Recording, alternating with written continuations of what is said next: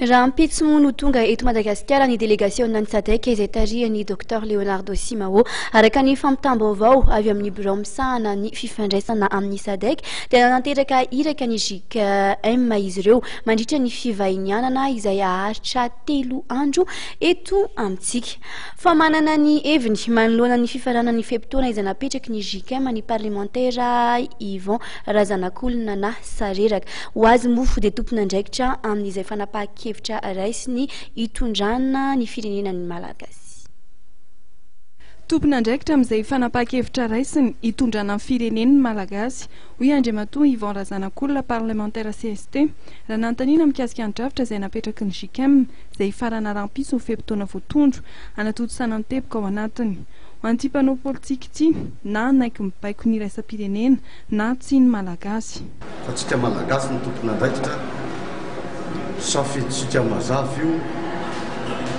na anaikitsika zay baikon'izy ireo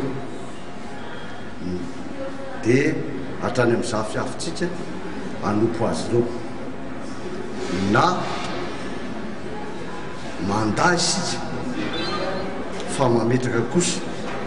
lamina vaovao rondronatsika dia miroso amin'ny fifidianana tsika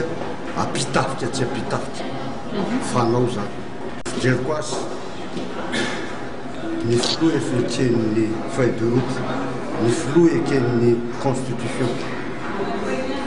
mampisafiritaka zavatra eto ireto mitsanganao filoha etsy rehetrarehetrarehetra ny ainao manjery tsika mianatra demokrasia ny rehetrarehetra fa tapombava dolo tsika rehetrarehetra reo milaza olohan'ireo ary rehefa mahavita mampijoro filoha isa-tanàna zay manolotra amin'ny rehetrarehetra amitrana ny fihavanana isa-tanàna sy andrindra ny fiainam-pirenena amin'ny ankapobeny eo anivon'ny distrika tsirairay. Arak'izany anisan'ny sosikevitra entin'Andriamatoa Yvon Razanakolona ny tokony hanatotosana fifidianana miainga ny fotony.